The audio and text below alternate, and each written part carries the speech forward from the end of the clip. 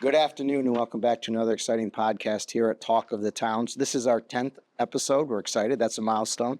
And we have a great guest with you here today. We have Johanna Porr. She is the Orange County historian, and her area of specialty is very interesting, at least to me.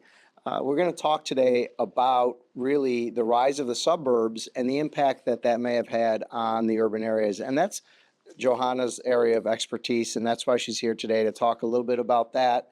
And let's start with first welcome, Johanna. Thank you for being here. Thank you for having me. I know you had a ride up from Orange County, one of my favorite counties. A nice drive up. Yeah, it's a beautiful county. I like to come along the Hudson River when I come up. Yeah, it's a nice ride. It's not bad. 2 hours? Yeah. So I wanted to start, first of all, by obviously we always start asking you to tell us a little bit about yourself, maybe how you got into this particular area of interest, and a little bit about you. Well, we're similar in a sense because we do have an interest that's at the intersection of politics and history. I've had my education mostly on the politics side in public administration and anthropology and things like that. But at about 20 years old, I was a tour guide at Washington's headquarters in Newburgh, and I worked there all through my schooling and just was really struck by how important that site was to New York State history, to national history, how important museum work was to local communities. And I really saw history and museum work as a way to do good work in communities that is, builds quality of life and is a way to be involved in politics in a sort of nonpartisan way. So I really enjoyed that aspect of it. And I also found that while I was there studying 18th century history, and I was interested in some of the later 19th century history of the city and the architecture and things that were more visible, that the visitors that would come to the site, maybe thinking they're going to learn about George Washington, would be struck by a lot of the social and economic factors of the city of Newburgh. So I was frequently having to field these questions that were much broader than just about the park itself. And so that's when I started to wonder myself what had happened to the city of Newburgh over the 20th century, because that was the most common question. Just what happened to this place? How was this place once so prosperous and now has all these challenges? And growing up, I was born in the 1980s, so I was growing up in a time period that was really a low point for the city. So I remember the poverty, the garbage, the rubble that was left over from urban renewal, but I had no context for that. And so I started to explore that, as a way of educating others. And then as I moved on in my career and became county historian, I moved on physically to Goshen, an office in Goshen, New York.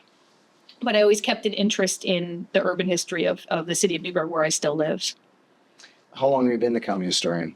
I'm in my 11th year now. 11th year, wow. Which is shocking, but yes. And you have a childhood memory. Your father was the city manager in Newburgh. Yeah, when I was growing up, my father was the city manager of Newburgh. So I learned about government from the inside. I always joke I didn't go to summer camp. I went to City Hall. And there was even a point in my teens when I would help answer phones.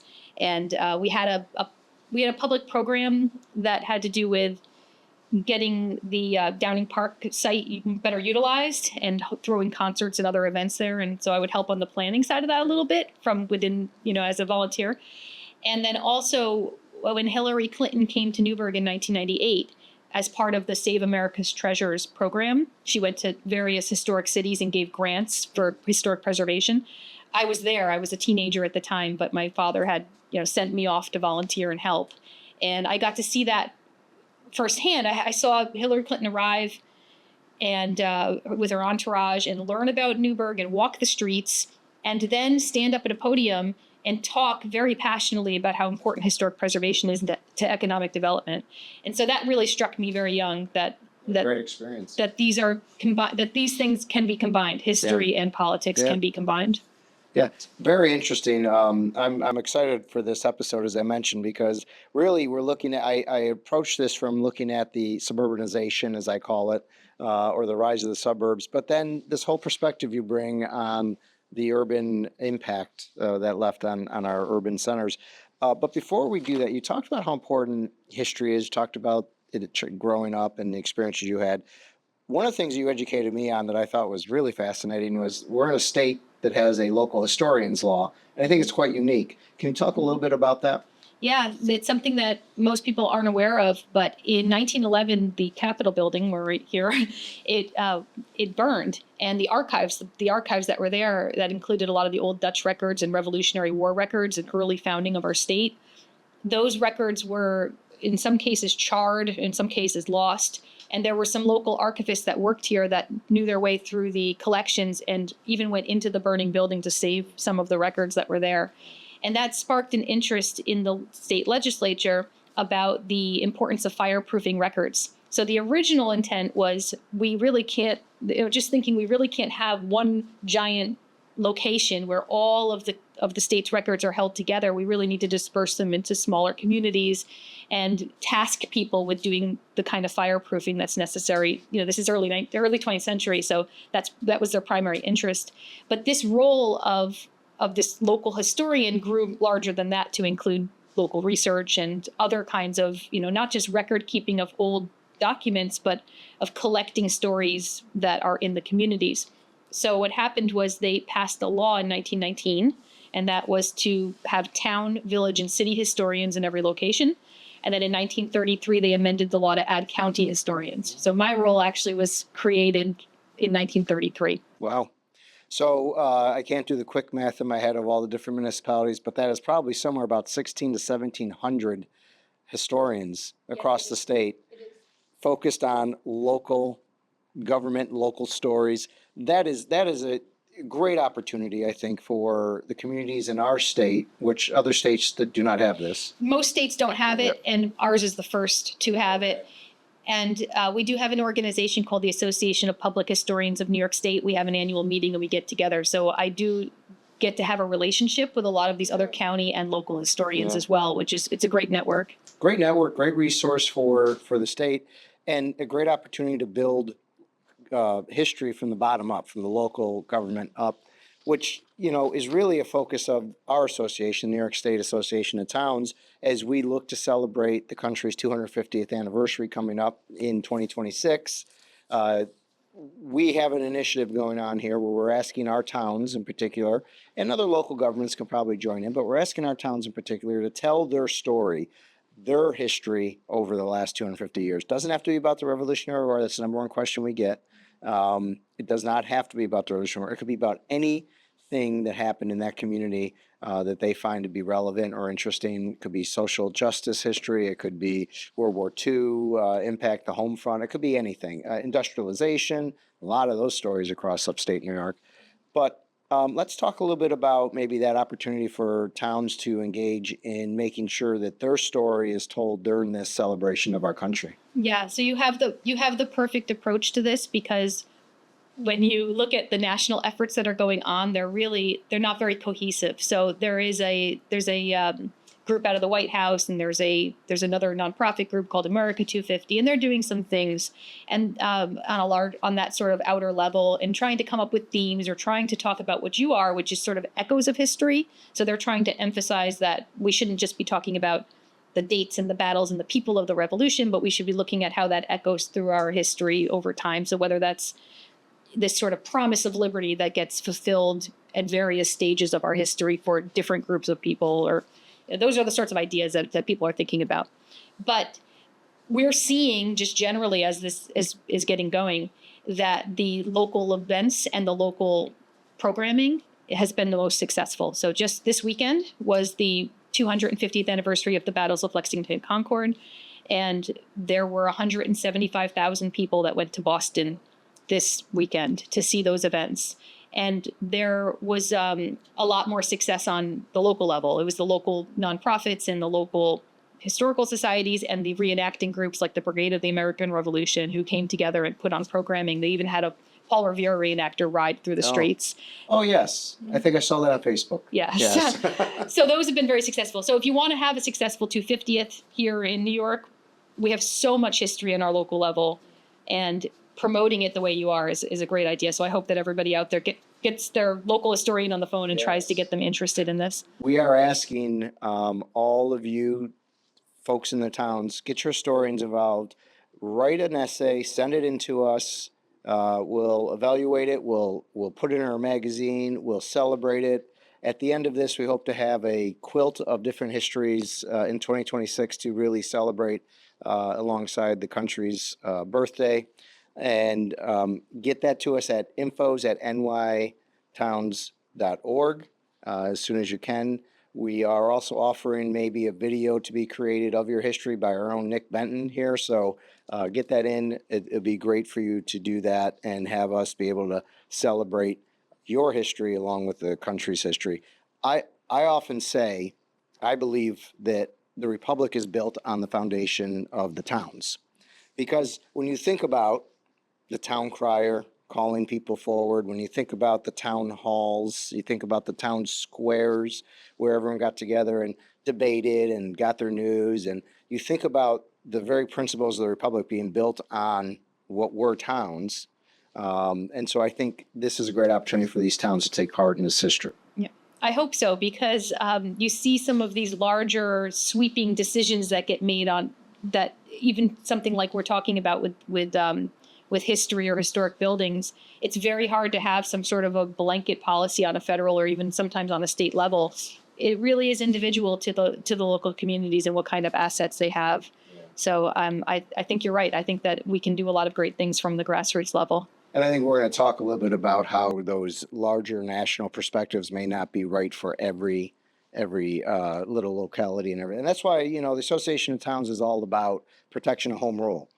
Because we believe that it's best that the community decides for itself in many cases. But, and before we get too much into this, I do have to ask you to please make sure, if you're enjoying this podcast, to hit like, subscribe to the podcast, and also share it with a friend. Like, subscribe, share. Those are critical for us to grow our base. And of course, if you have any ideas for any podcasts in the future, info@nytowns.org. Send us your ideas for the next podcast. So what really I wanted to get into, and I think is very interesting, we may have some different perspectives on this, actually. I think we do already. What you're saying, about home rule, that really comes out of an era. That's part of an era of thinking that has an historical beginning. From the economic point of view, because we've chatted about this before, some people look at the growth of suburbs as an economic boom, right? The infrastructure that was built that needed to support it, the shopping centers, the homes, all that, it provided jobs, whatever. But talk about the other side of that. Yeah, I think what's so difficult about this topic is that it's one of these situations where both sides are right in a way, so you can see it from these different perspectives and you can be right simultaneously on a lot of these issues because it is a bit of a shift of assets. It's a shift of prosperity. Some people win, some people lose. There's, all of this is going on, and it's hard to frame that in a way that's one-sided. But I did grow up in the city of Newburgh. Like I said, I spent a lot of time in City Hall as a kid, so I understood those urban issues. I was seeing the people at the council meetings stand up and talk about the various problems that had to do with the decline of a city, being in a city that was in economic decline at the time and was, suffering from all the ills of lack of jobs and lack of public transportation and things like that. So I definitely see things from the city point of view. And I've spent a lot of my life just thinking and brainstorming about how do you try to create healthier downtowns. So I do see it in that way. But you just mentioned the economy, and that's truly what it was. It was a shift in where investment was being made on a government level at the time. So when you think about that, government programs that may have come into play, and I know we're not going to get too deep into it, but the GI Bill is certainly one of the more popular social programs. Really created a upward push of mobility and prosperity. So are you saying, or you believe that government action actually kind of caused this shift? Absolutely. Yeah. So we're coming out of the Great Depression at this time. That's a generation of people that remember the Great Depression and don't want to go back to it. They also saw the growth of industry under, the World War II period when we were producing things for the war effort. So they're coming off of that, and people don't want to let go of that. They don't want to let go of that upward motion.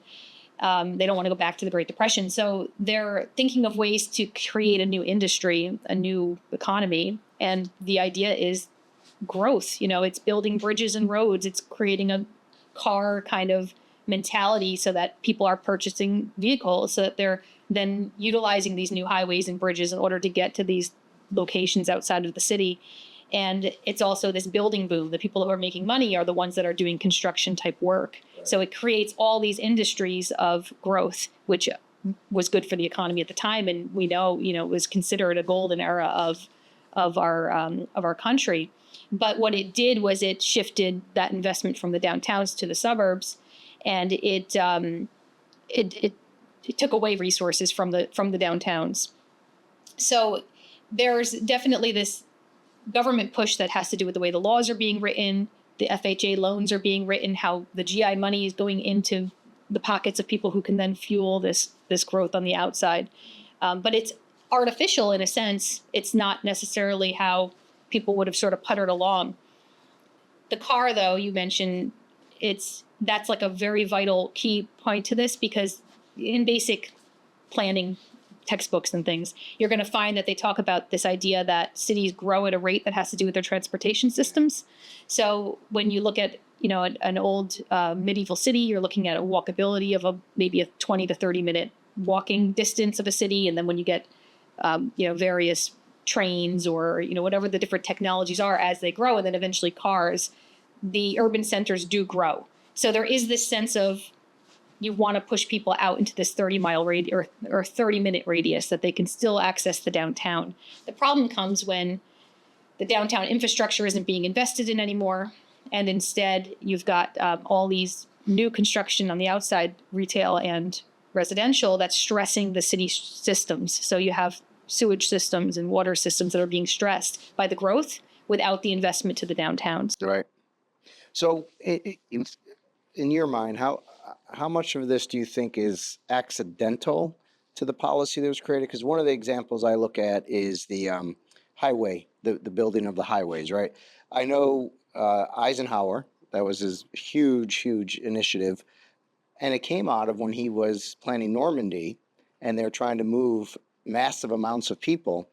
He was frustrated by the lack of highways or abilities to move things in Europe.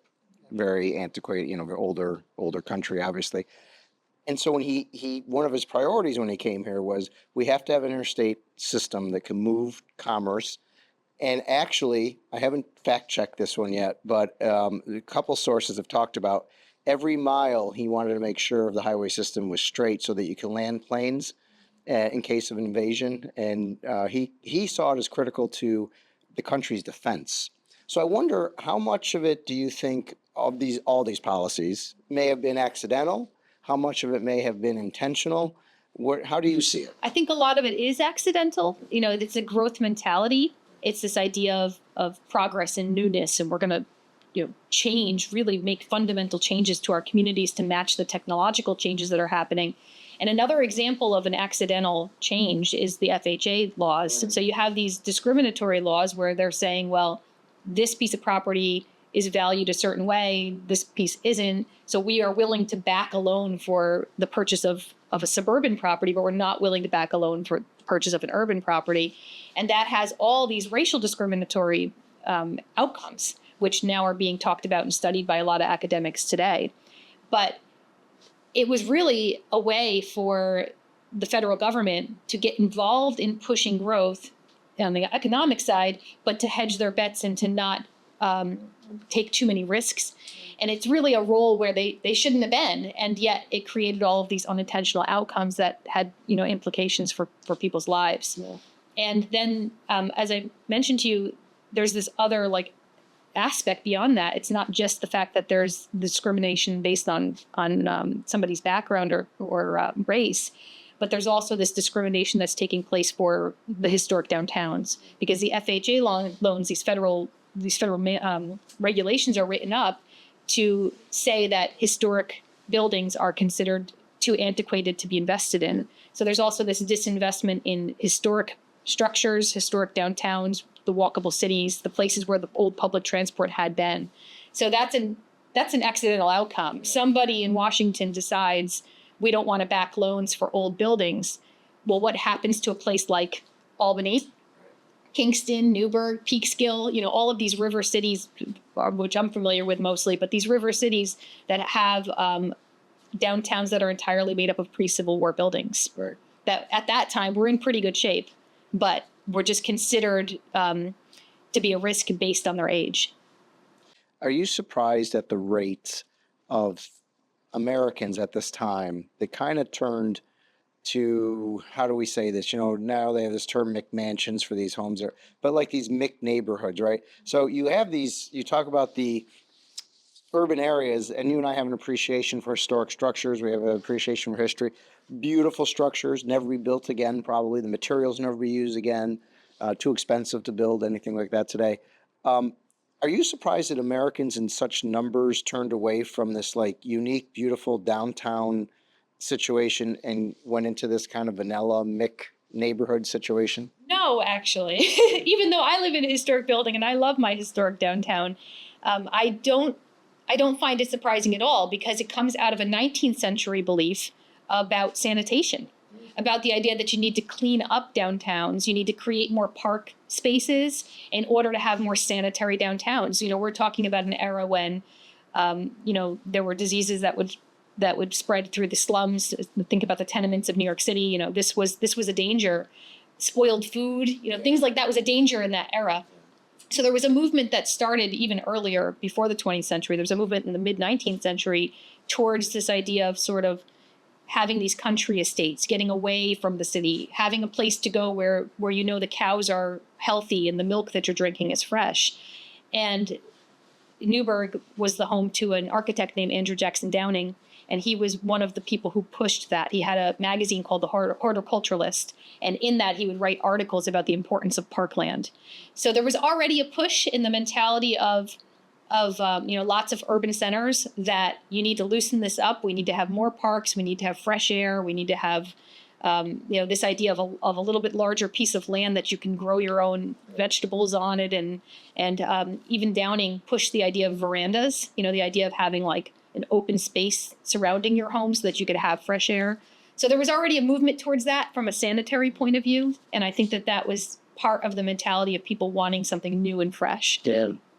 Very interesting. So along those lines, do you feel that people have kind of like moved into these areas because they had an opportunity to create their own vision? They're building their own. They're starting anew with malls and parks, which very important to urban, but also suburban towns. They had an opportunity to really create the swimming clubs that came up. They created their own little utopias. So that was part of the appeal, you believe?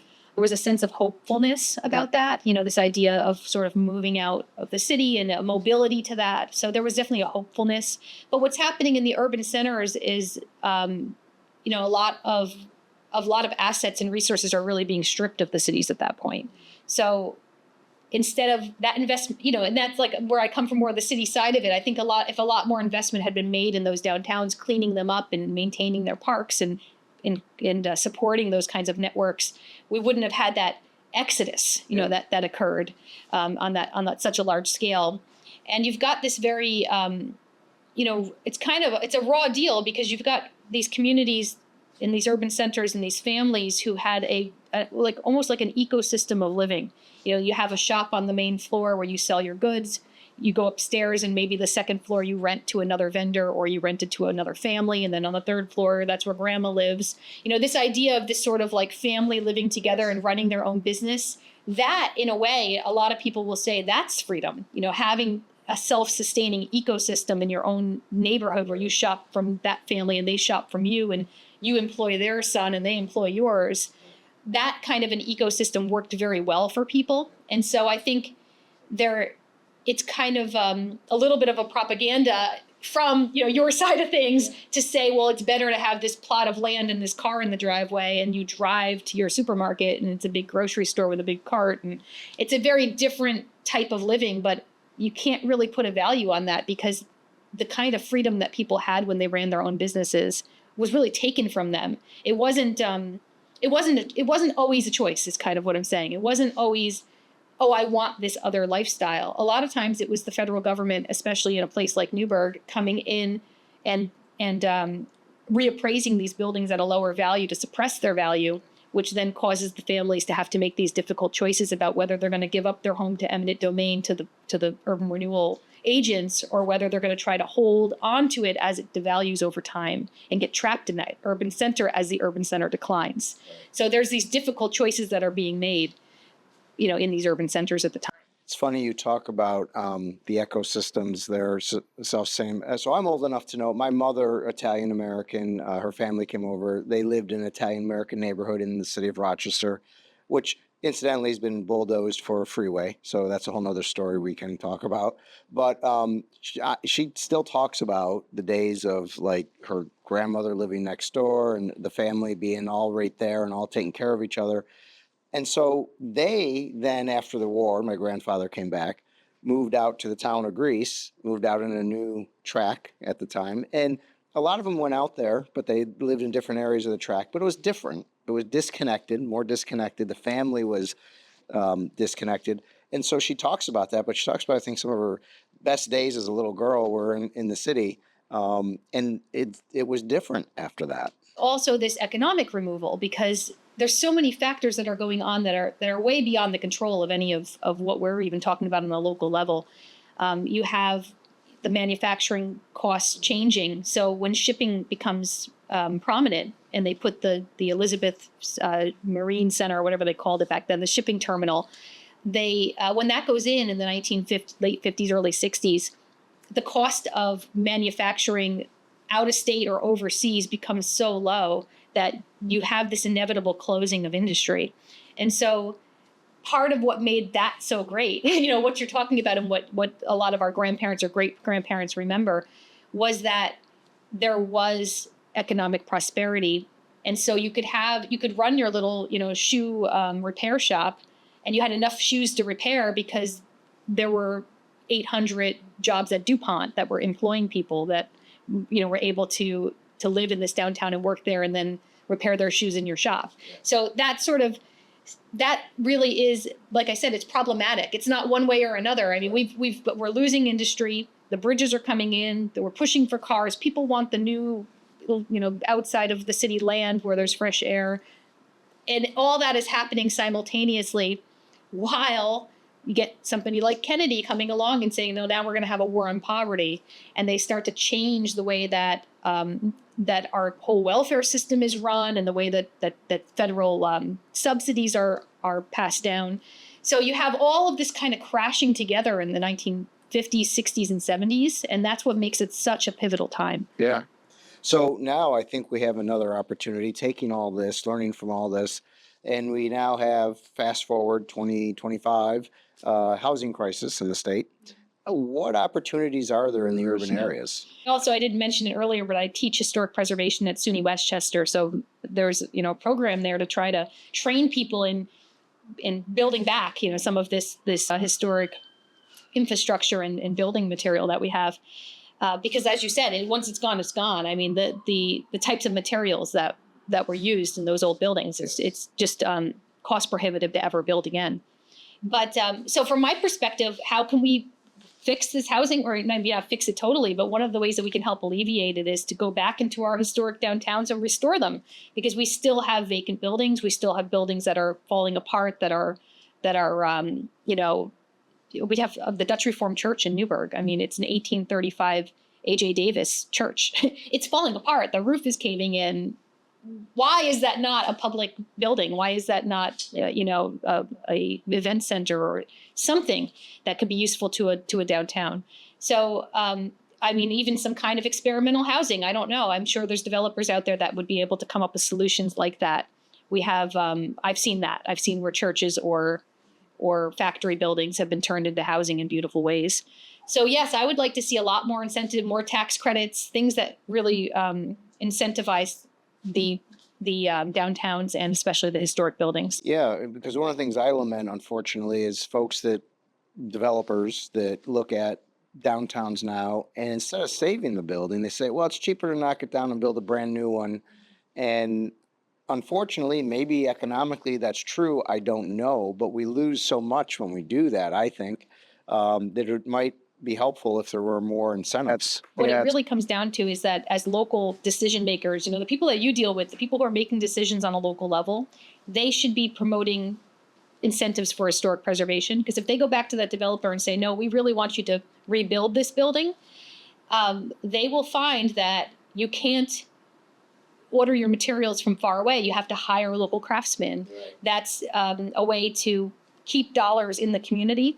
It's a way to train young people, to retain young people long-term in your community, because you're giving them some sense of purpose.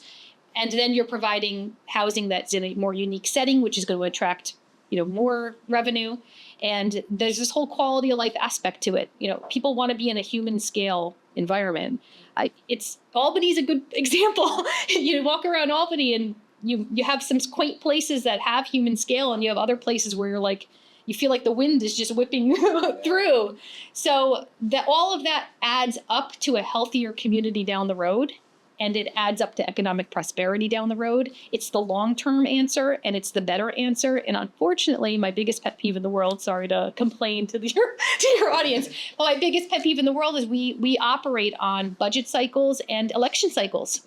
And so when you're thinking in 1-year terms or 4-year terms, you're never going to be able to make the kinds of legacy decisions, the kinds of really important decisions that can affect your communities, in a generation or 2 generations from now.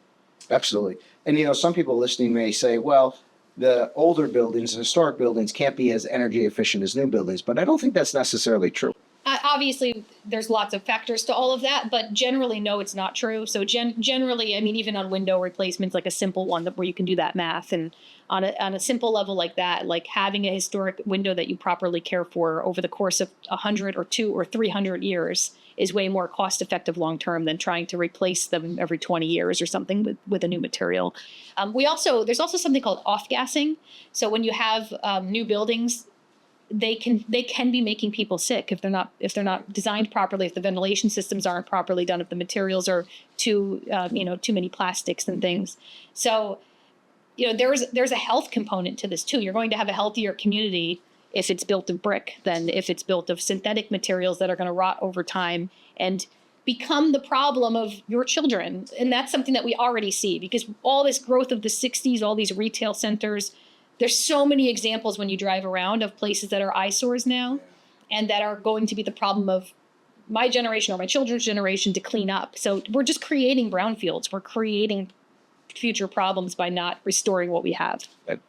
You may not have there may not be an answer to this, but maybe you have an opinion on it. So just out of curiosity, when we think about the growth of the suburbs happened primarily after World War II, do you think the bigger impact on a person's decision to move into the suburbs was the Great Depression or World War II?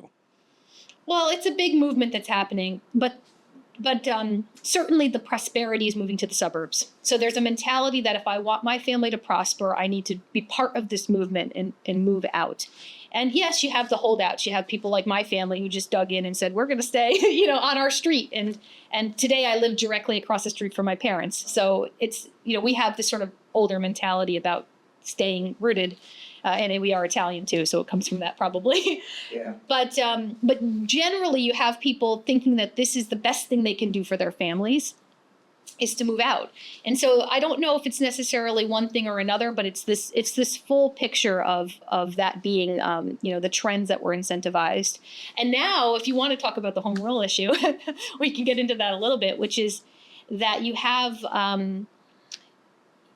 this exodus that's happening.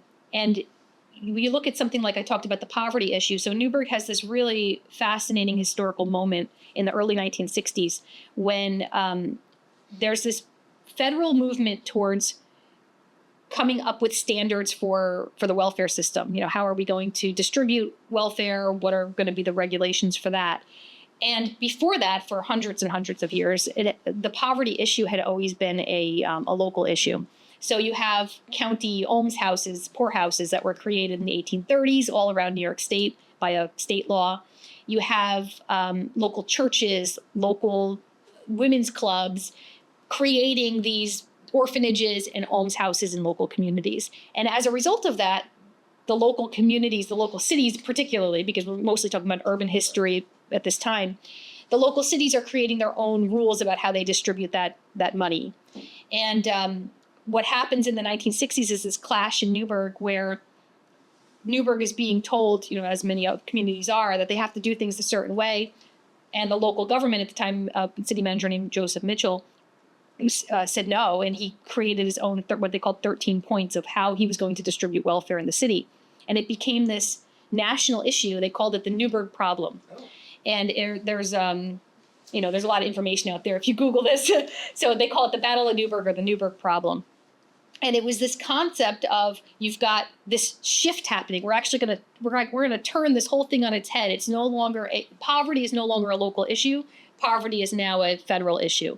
And so this is an example where when I say that I kind of have this thing about, I do believe things need to be individualized and that's important, but like I have this thing against that like home rule issue is because you look at an example like that. And so at one time, you had people saying, well, home rule, that's why, things have to be a certain way. But they crash down on the communities and they essentially say, no, you don't get to make decisions for yourself. So they changed that system. I'm not saying it's for better or worse. You got to look into that on your own. But they changed that whole system. They force an urban renewal program from a federal level where they devalue the building stock of Newburgh. They create an environment where the buildings are 1,300 buildings were destroyed in the downtown. So they level this downtown. Basically, a third of our city's leveled. These are all issues that we get forced to do.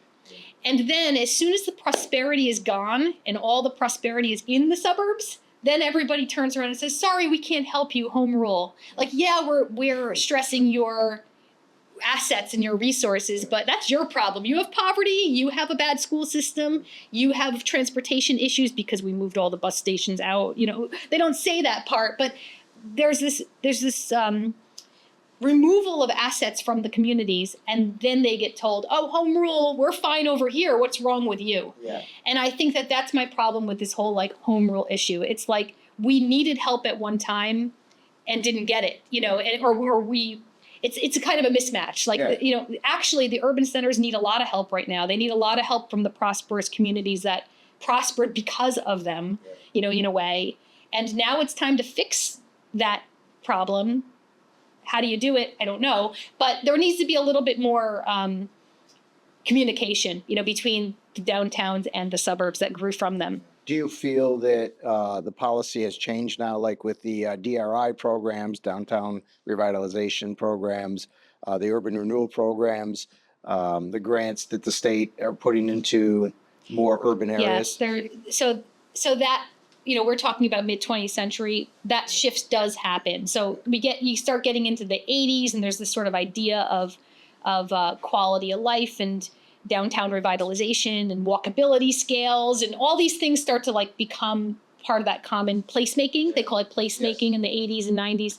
So there was a shift, there was a shift after a lot of that darkness. Like I said, I grew up in a time when actually I think we were at our low point. My childhood was at a time when the cities were at their low point. But through the 90s and through the 2000s, we've seen this awareness of the fact that you have to have a healthy downtown because it's what people enjoy. I mean, if you live in the suburbs, but you still want somewhere to go. Yeah. And so I think that there has been a shift. It's not quite as dark, as some of the time periods that we're talking about in the past. Yeah, I mean, I live in Glenville, which is a suburb of dirty word suburb, no, a suburb of Schenectady, which has had a pretty good renewal. Now, they in some cases have preserved, but in other cases they've knocked down and rebuilt, which I haven't been too thrilled about. But the city has, I know Troy has had a bit of a renaissance and other cities around the state, so that's good news. We could have a whole nother podcast, and maybe we will, on home rule, because I'd like to hear about the genesis of it and all of that. And I think there are certain issues, certainly poverty being one of them, big issues that local government can't really handle on their own, belong in the federal government. I mean, that's why we have levels of government. State has certain things, feds have certain things, local governments have certain things. And we just talk about it here as a protection of, and it's interesting to get your thoughts on maybe zoning, because zoning, some people look at zoning and say it's a great tool to make sure you're growing sustainably and you're doing it in a way that's responsible. But others look at it as zoning as a way of preventing what some think you may think is undesirable or something like that. So that's where we mostly spend most of our time on home rule. You have to have a strong local healthy government, and you have to have engaged citizens to fight for what they want and what they need. Because a lot of times there are state tools or, well, county, state, or federal tools that are available. But if you're not utilizing those tools, if you're not applying for those grants, if you're not saying we care about, Right. these placemaking type issues, then you're either going to be overlooked or you're going to be making the wrong decisions about these long-term issues. So I think that there is hope in that sense, that like the stronger you can create a local community, the better. Yeah. And there are lots of tools. There's zoning boards that people can get involved in. There's also ARCs, the architectural review commissions, that a lot of our local communities have. So there are ways to strengthen from that local level and reach the kinds of resources that are out there. Johanna, sorry, this has been, I was going to say Johanna, just so much easier. This has been phenomenal. We've gone twice as long as we normally do on another podcast. This is our 10th anniversary podcast, our 10th one. So that's great. Is there anything more two things, anything more you want to talk about or add to the conversation? And also, if you want folks to get a hold of you, is there a way to get a hold of you? Reach out to me. I'm Orange County government. You go on the website, and I'm the Orange County historian. But also, I'm involved with the 250th Planning Commission. So I'm on the our local group, and then also some of the regional groups. So if you're interested in that, obviously I can help point you to resources for that. And hopefully we'll get some submissions from the towns down there. Yeah, I hope so. Well, I'll definitely pass the word along to my local historians.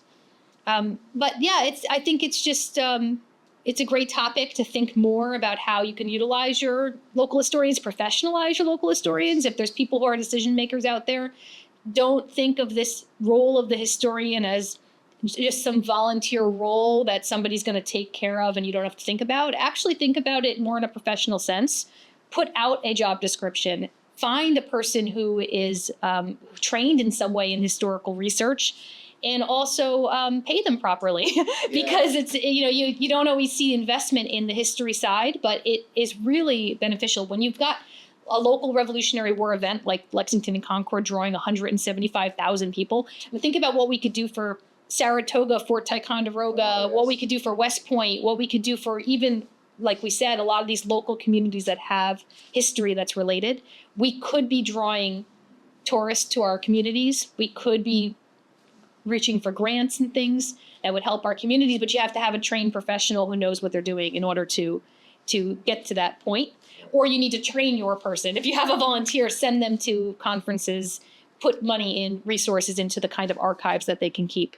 You make a great point, because although we have this law that we started with, local historians law, which is great, really there's no indication of how much you would have to pay somebody or pay at all. But there was no provision made for how to professionalize or pay your historian. So we have this Association of Public Historians of New York State. They make recommendations. They've come up with essentially a job description that we tend to follow. But it's really an interesting asset that we have in our local communities. And the more you invest in it, the more you're going to get out of that in your local government. When I was the supervisor town of Glenville, 15 years, I had, and I started with a historian who had been there 30 years, Joan Sabluski, wonderful historian, wonderful lady, did so much work. It really cataloged, captured local history and kept it in the history center. We had a whole history center dedicated, but her pay was, I think, like $2,000 a year. And every year I try to give her more. And she said, don't give me more. I'm like, no, I want to give you, because I'm trying to get this position.